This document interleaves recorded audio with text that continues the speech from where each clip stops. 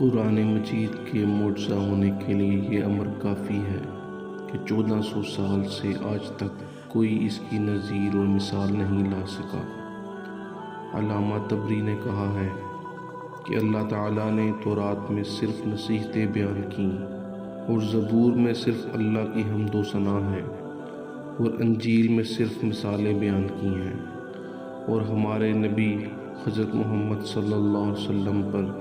جو کتاب نازل کی گئی ہے اس میں نصیحتیں بھی ہیں، حمد و ثنا بھی ہے اور تمثیلات بھی ہیں، اور وہ تمام خصوصیات ہیں جو سابقہ کتابوں میں تھیں۔ اور اس سے بڑھ کر یہ کہ قرآن مجید میں ایسے اصول اور احکام بیان کیے گئے ہیں جو عہد رسالت سے لے کر قیامت تک آنے والی تمام انسانی نسل کے نظام حیات کے لیے کافی اور وافی ہیں۔